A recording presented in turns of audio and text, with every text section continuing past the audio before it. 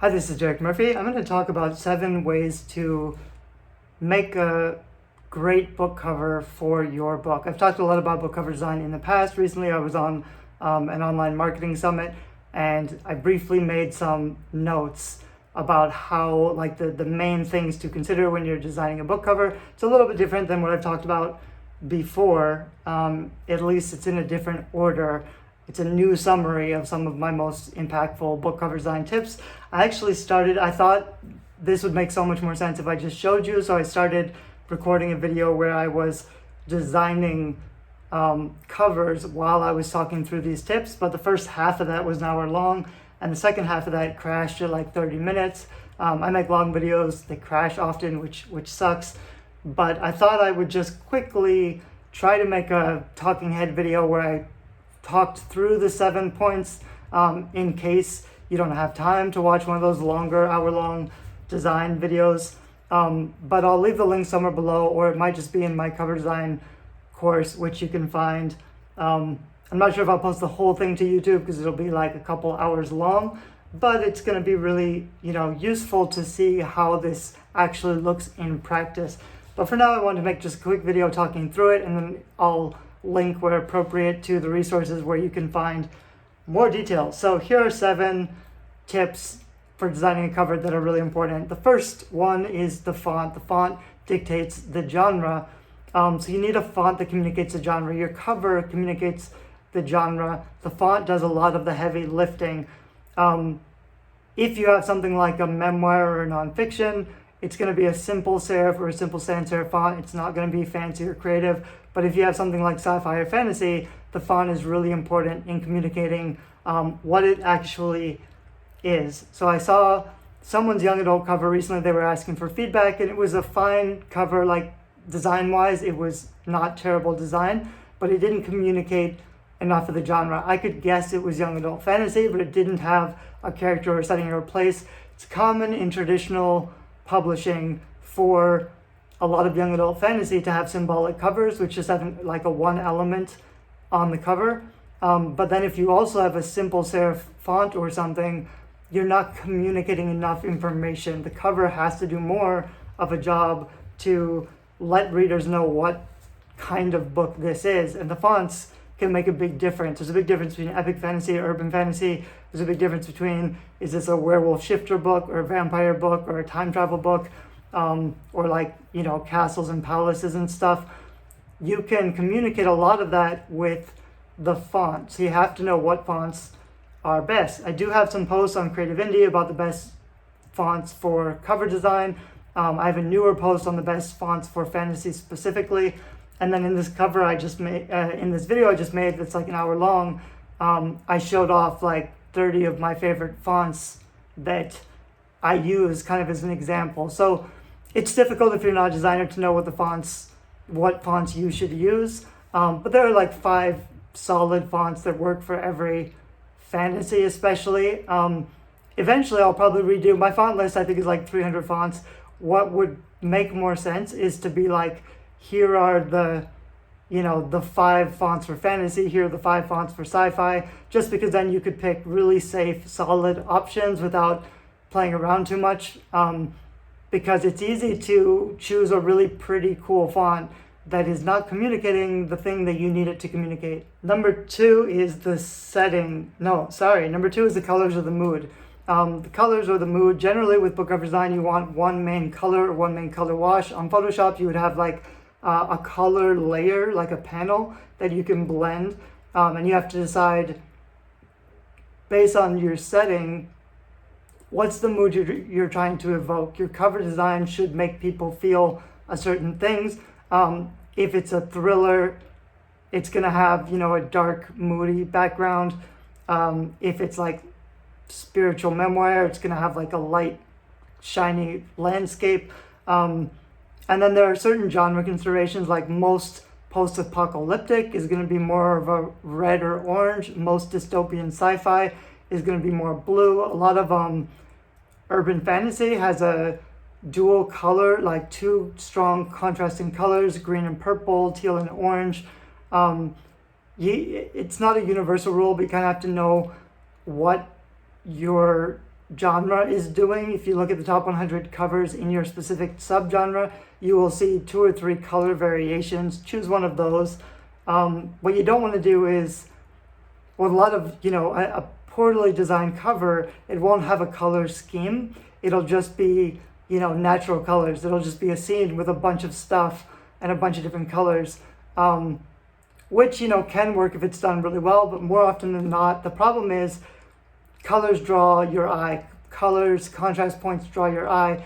You need to be very careful about what is drawing your eye on the cover, and there needs to be a balance between what do readers look at first, what do they notice, and their eye has to be kind of drawn around the image, the title, and everything in a way that's not overwhelming, or they don't know what to look at or where to look.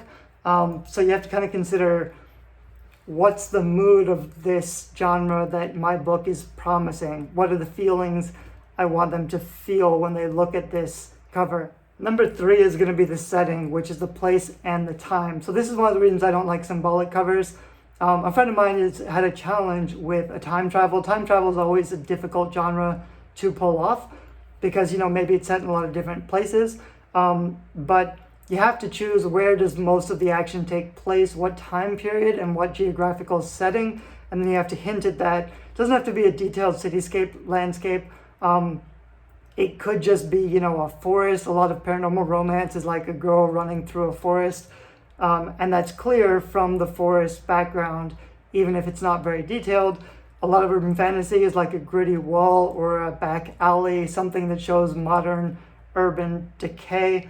So just like, it can be pretty plain and simple. I like to have backgrounds that have depth, which means you basically need some foreground where your character is standing, and then you need some middle ground, which is, the city or the background.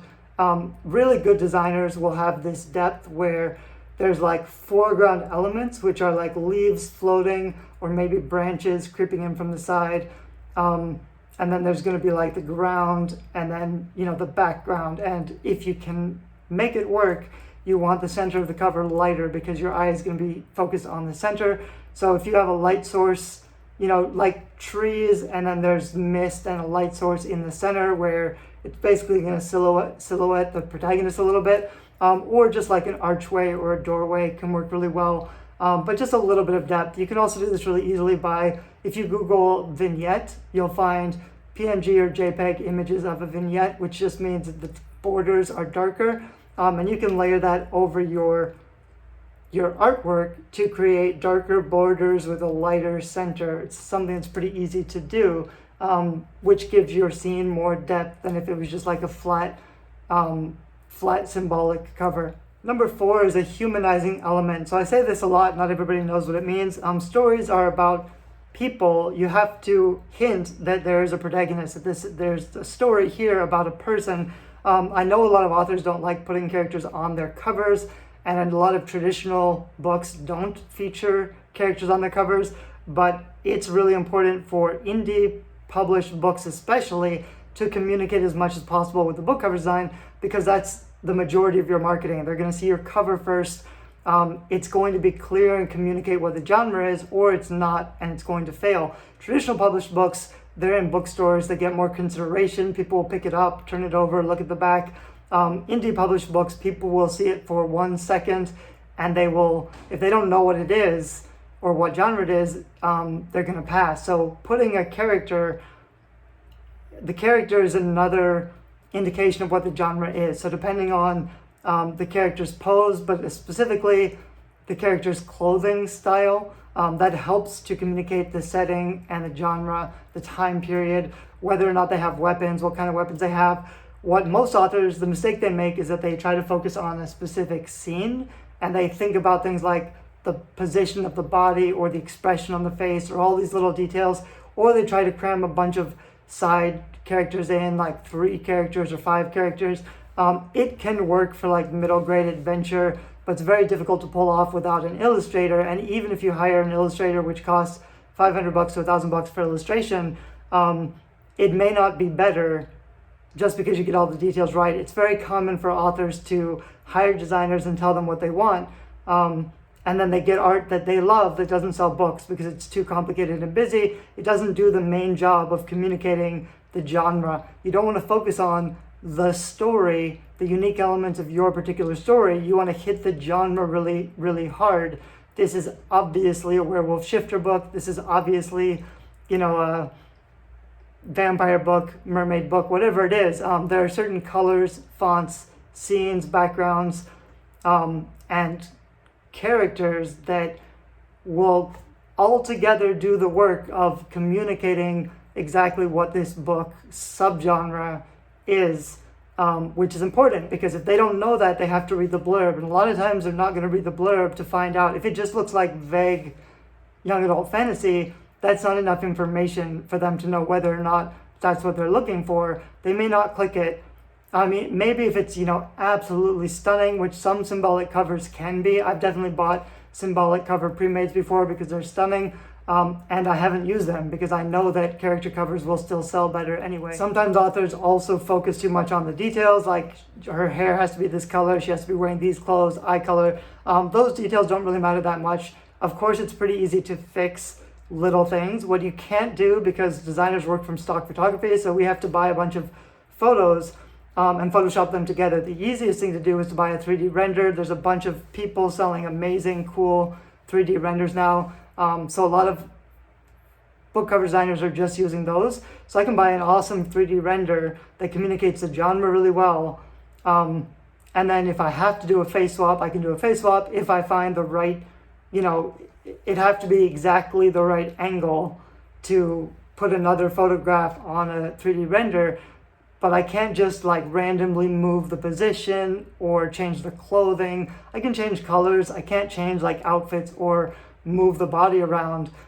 So a lot of authors, they want, a very specific thing, and designers just don't have that luxury of, moving things around. We can only work from the source materials that we find. We can Frankenstein something together, but the more we Frankenstein together, the less natural it's going to look. If you really don't want to use a character on a cover, you can use a character from the back, which can work really well. You can use a silhouette, but I'd be careful because that can make it look really flat and unprofessional.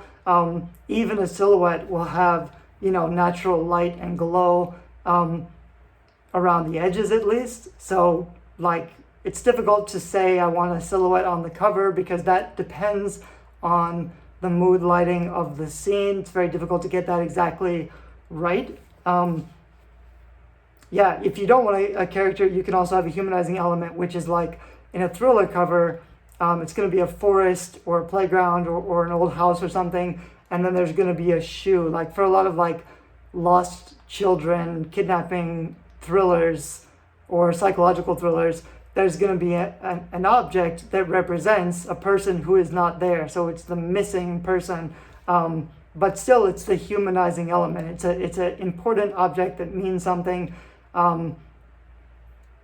If it's done right, it can really have a lot of emotion and mood. But if it's done wrong, maybe it's a symbolic element, it's an object that means something in the context of the story, but readers don't know that yet. Readers are just looking at the cover. They don't know what that thing is or what it means. They don't feel any emotional attachment to it, and it doesn't communicate enough of the story. So it can be done well, and it's normal for certain genres, but in other genres, it's just not as strong as having an actual character there. Number 5 is typography. I did talk a little bit about fonts, but that's mostly the font for your title. Typography, there's a lot of designers who are illustrators, and they're really good at the artwork.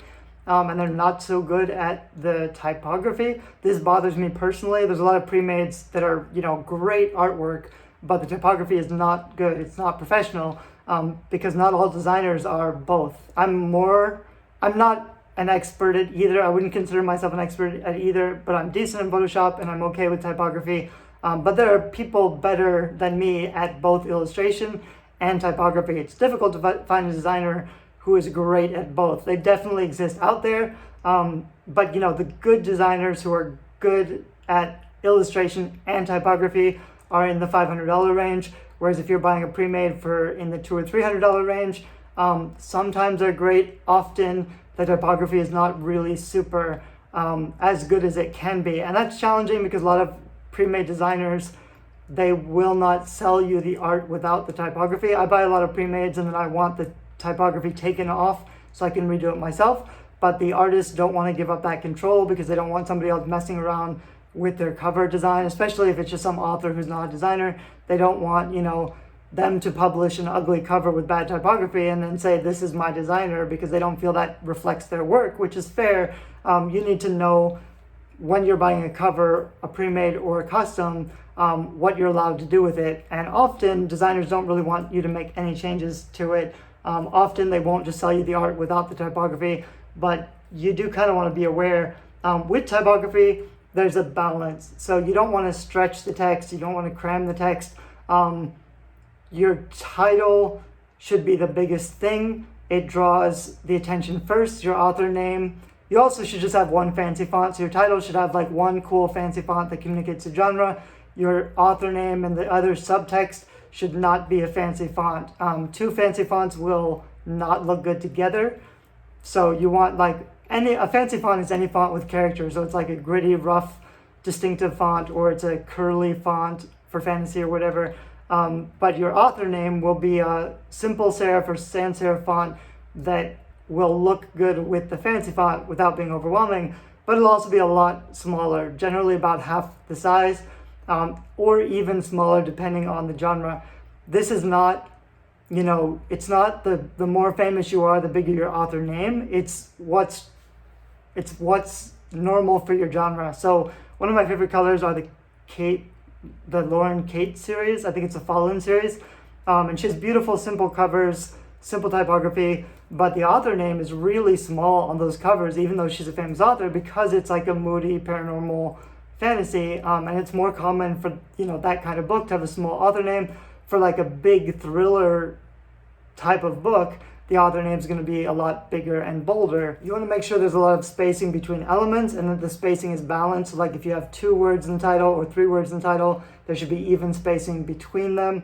There should also be even kerning between the letters. So depending on the font, some fonts don't space the letters equally. So for example, if you have like a W and a Y, because of the way that those letters work, there's going to be an extra gap in the middle. So a good designer will have to close the gap between certain letters so that the spacing between the letters looks good. You don't always have to do that, but for some fonts you'll have to do that a little bit. And then for like the author name, I like to have a lot of spacing between. It gives it that cinematographic look. I always said that word wrong, I'm not sure if I got it right, but a lot of spacing between the letters. And then for something like a mystery or a sci-fi, like the more suspenseful it is, the more space there is between the letters, the more action it is, the closer the letters can be together. One challenging thing is speculative fiction or cross-genre stuff. Maybe you think your book is not one genre, it's kind of a whole bunch of weird genres. It's not like anything else before, so you don't know how to do it. You still have to decide what's the major readership. For example, I personally don't feel like time travel is a genre. I think it's a subcategory or an element in a bigger genre. So there could be like an urban fantasy with sci-fi elements, or there could be a alien post-apocalyptic survival with time travel elements. I don't think time travel is a universal genre where readers will appreciate time travel narratives told in any genre. I think readers focus on one genre most, and then they will accept time travel narratives if it makes sense in that genre. So you have to decide, even if like one of mine is post-apocalyptic vampire sci-fi, so that's a little bit cross-genre, even though there's some other things that are pretty similar. It's also like royalty. So it's sort of like epic fantasy dystopian royalty, which is kind of a thing, and I have to decide, do I want to focus on the vampire or the sci-fi or the futuristic dystopian royalty? Those are difficult decisions, and I have to try to find the most obvious marketplace or audience for that story. I have to figure out, what are other books like this thing? I'm not like all of those things I mentioned are elements. Overall, it's still young adult. One of the reasons I like young adult is that it's sort of a genre, but there are many different genres within it. So all of young adult tends to be very plot heavy, character driven. as opposed to like paranormal romance or romance, which is more focused on the romantic relationships. Young adult tends to be more big picture plot issues, and everything else is sort of, contextualized within the setting or the elements. So for this, like the vampire one, I chose basically a girl in a red dress in a forest. It hits dystopian okay, it hits royalty okay. It's difficult to pull off really well, but you can't think like my book is like nothing else, so I'm gonna not try to hit any of the genres at all. I'm just gonna do something totally different. You have to pick the biggest, closest genre and try to make it look like it'll fit in there. And also, like the blurb is where you'll fill in the details. The book cover is just to communicate the major genre and be attractive to the audience. And for like young adult fantasy, you can't really go wrong with girl in a dress running in a forest. I could do better, but for now it's good enough, it's close enough. The cover is very attractive. That's the other thing with spec fic stuff. If the cover is attractive enough, you can pull readers in and get them to read the blurb. The blurb is where you'll really focus on, and even then you want to focus on how it does hit the genre. Like, this is what you're looking for. This is all the ways that it hits everything that readers expect and want out of that genre. And then here are the unique features and benefits that set it apart. And you want to do that for any book in any genre. You want to make sure it fits in, and you want to tell readers they're in the right place, and that this is a book like the other books that they like in the genre. And then you want to make sure it's not just vague. A lot of epic fantasy stuff, a lot of epic fantasy writers, they write in these terms that make all the stories sound the same. So there's, a young orphan, exiled prince, dark force on the horizon. Like they all kind of sound the same because all the stories have the same backbone, and you have to focus on what are the unique distinguishing characteristics of your story that stand out and are different. So it's the same, but different. And that's the way you want to do spec fic, is that the different differential details are in the blurb. The cover, you just want to hit the genre really hard. So finally, the seventh point is don't repeat elements. So for example, if it's a werewolf shifter story, if you have werewolf in the title, which you probably should, or at least in the subtitle as a keyword, you don't also have to put a wolf on the cover. You don't also have to put a full moon and a forest. Of course you can, but you want to, like, everything on your cover is a chance to present new information. So you can either like hit the cover tropes really hard, but you don't want to overdo it too much. Like, if you have a vampire in the title, you don't have to show a vampire with fangs, because you've already got it there. You don't have to repeat the elements 3 or 4 times for people to get it, but you do have to establish them with at least one very clear element. And there's a difference between, what readers will see when they look at the cover and what the robots will see if they are, trying to figure out, if someone's searching for vampires on Amazon, the cover's not just going to show up unless vampires in the title or the blurb or the subtitle at least. So you want to focus on like what people are seeing and what they're reading and what the robots are reading in the keywords. But there are times when I have seen covers that are just repeating the same elements and it's just too much and too obvious. You want to make sure you're communicating the elements, but also providing some, very pretty, very unique elements as well, which makes your book stand out and be a little bit different. The thing with book cover design is, if you have to decide, you would rather have a cliched, boring, obvious cover that's very clear about the genre than to have something very distinct and unique and pretty that doesn't communicate the genre at all. Ideally, you want to do both of those over the top. So you want to over-identify with the genre and make it super obvious what it is, but also be distinct and pretty. That's very difficult to do, but a good designer can pull that off. But if you could only choose one, I would rather have an ugly cover that over-identifies with a genre and makes the genre very clear than a interesting, mystical, cover. A lot of authors, they want a cover that stands out and doesn't look like all the other bestsellers in their genre. That's a big mistake that you want to avoid. It's better to have a cliched, cookie cutter, this looks the same as every other book cover in the genre, than it is to have something really distinct that breaks all of the rules, because you'll never get the chance to explain to readers what your cover is supposed to represent, or why you chose those elements, or what your story is all about. And readers are not going to consider your cover. They're not going to look at it and try to figure out what it means, especially if it's a lot of little elements. If it's a detailed scene with a lot of little elements and it all means something, if it's like a scene in a room from your story, readers are not going to look and consider it. They're going to glance at it. It's going to make them feel certain things. They're going to know what the genre is or not. They're going to read the blurb or not. If it looks cluttered or confusing, or they don't immediately know, is this sci-fi, is it dystopian, is it post-apocalyptic, what is this thing? They're not going to guess. That's your job as the author, to communicate with the cover design, not the blurb. The blurb is where you can introduce the distinctive details. The cover is where you fit in, not stand out.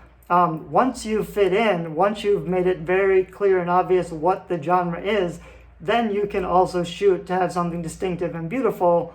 But it's like the more you go away from what's common, the more risky it is that you accidentally project something else entirely, and confused readers are not going to buy. Confused readers won't even click on the cover to read the blurb. You'll have lost them completely.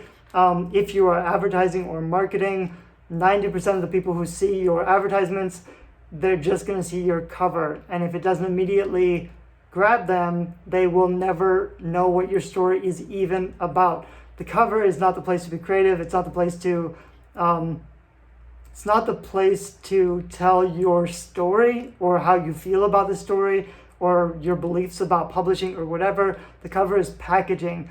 Your book is the product. Your book is what you worked on. Your book is what you care about. But your goal should be getting people to read your book. That should be your only goal. So don't get distracted by the cover design.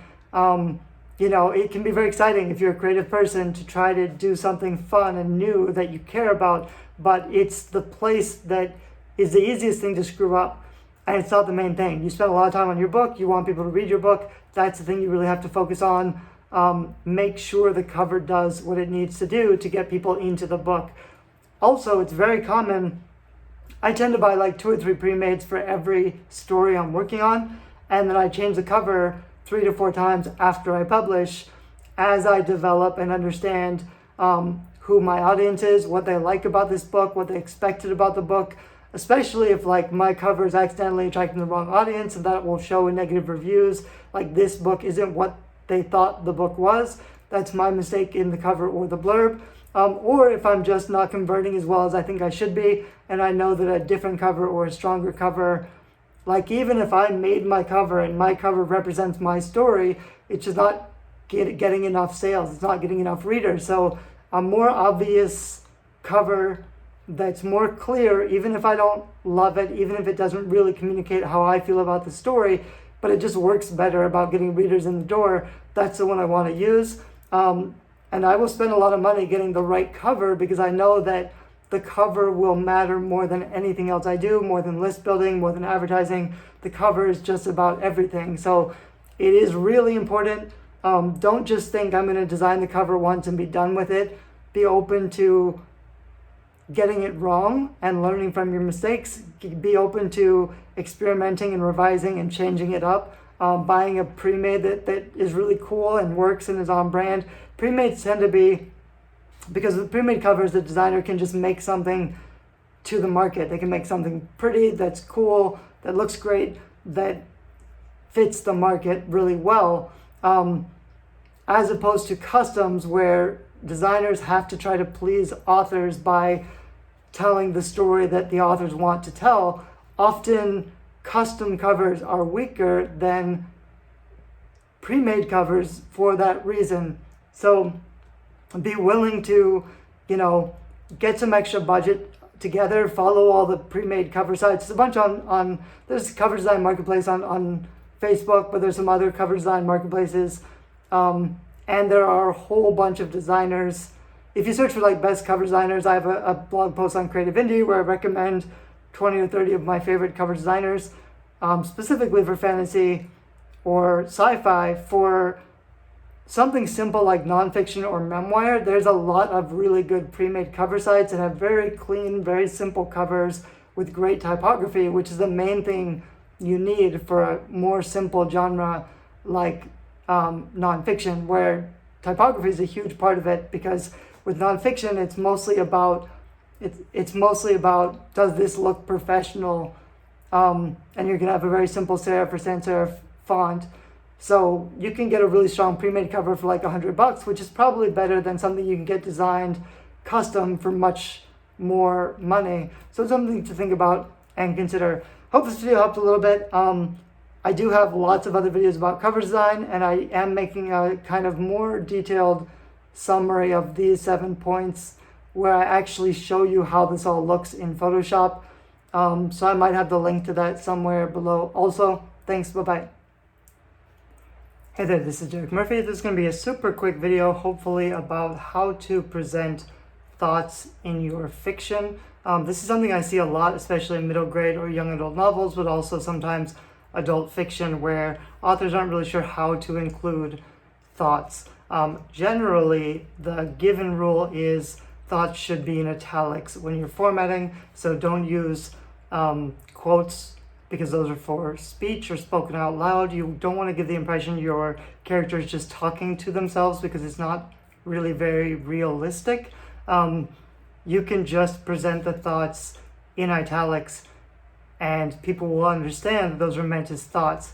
But you also, if you do it that way, you don't need to say she thought, or she muttered to herself, or she considered, or whatever the words are. You don't have to introduce that this is a thought. If it's in italics, that's going to be obvious. The other thing you want to be careful of is having too much thoughts, because what tends to happen is you have a real scene, an action scene where things are happening, and every time you have a thought, that freezes or pauses the action scene so that the character can reflect. And the danger is twofold. On the one hand, you're slowing down the events. It's less interesting to get into the character's head than to show how things play out in real time, to show the character's reaction. You can show their mood or how they feel by their expression or their body language. And when you have a character think through what's happening, it tends to get repetitive really quickly, especially if there are like multiple thoughts through one page. Like something happens and then the character's like, oh, I wonder why that happened. And it doesn't add anything new to the development of the story or the action of the plot. Every element you include should add something new, which means it should be something that changes, new information. If it's just a repetition or like a summary or a thought reaction to something happening, for example, something weird happens and the character is like, oh, I wonder why that weird thing happened, how strange. You don't need that thought there. The thing is already there. It's already weird. It's already mysterious. The character should notice it. They don't have to think about it or process it, because that's just, like I said, it's sort of freezing the action. The other thing you don't need to do that I see sometimes is something like you basically pause the scene so she can think and reflect on something, and then you unpause the scene. This tends to happen for a lot of newer authors if they want a character to reflect on a description, especially if you are having the question of like, how do I introduce what these characters look like? So you want to introduce, the character suddenly went into her thoughts and reflected on the way she was dressed, or how her friends always wear makeup or always have perfect hair and her hair is always a mess, and she's self-reflecting about appearance, or something like that. It shows that the character is self-conscious, which could be fine for characterization. Mostly it's just kind of a cheat to introduce how characters look, and you need to be more creative about presenting that material, because characters should always be thinking about the most important thing. Hopefully you'll start your story in a place where there's already things going on. She should already have things she's worried about. The major worry in her life shouldn't just be, how do I look today? Or I'm so insecure about my appearance compared to my friends or whatever, because it means there's nothing else happening in her story. There's nothing else interesting or unique, nothing else that she wants. The biggest worry or challenge, it's fine, like if the first character, nothing has happened yet, but even so, there are better ways to introduce your character's personality than having her self-reflect on her appearance, which is what a lot of authors do in the first chapter. The other thing is like looking into a mirror, which is also not a good way to introduce the appearance. But you want to be careful about like stop time, she thought about something, and then start time again, like she went into her head and everything froze, then she came out of her head and started interacting again. That's frozen time. You want to avoid that. You want to avoid thoughts as much as possible. When you give them, try to cut them down so it's like a short phrase, not a whole sentence, so that she's not just, like she could have a little thought like, oh, how weird or how annoying, but not a whole, she thought to herself how annoying it was that blah, blah, blah, blah, blah. Then it's just like she's talking to herself. It's a frozen time period. There's no conflict.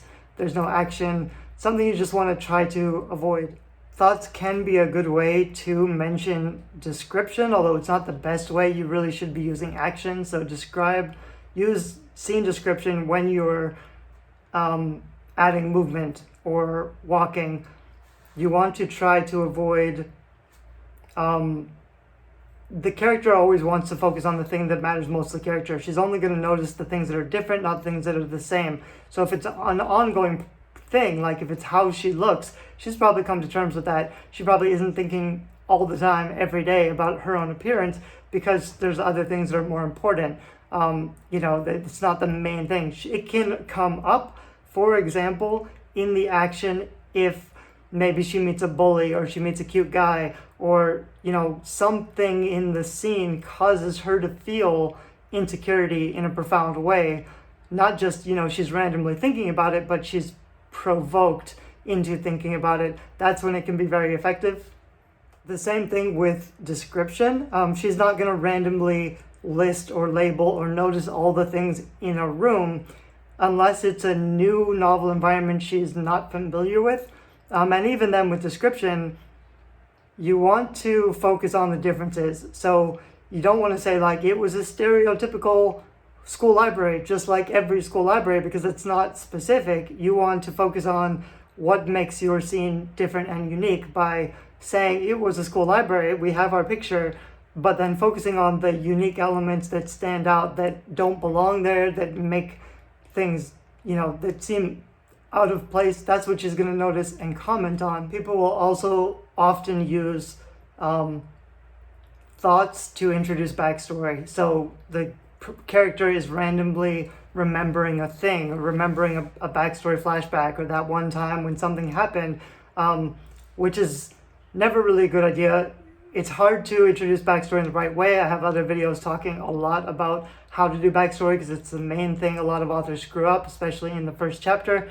But there always has to be a provocation for a particular thought. It can't just be random musings to yourself, because then it just shows that the character, there's no conflict in the scene. There's nothing they have to get done. There's nowhere they have to go or be. There's no suspense or intrigue or mystery. It's just the character is so bored that she's reflecting on her life and history and remembering childhood incidents unprompted. That's what you want to try to avoid. Whenever possible, try to reduce the thoughts that you have.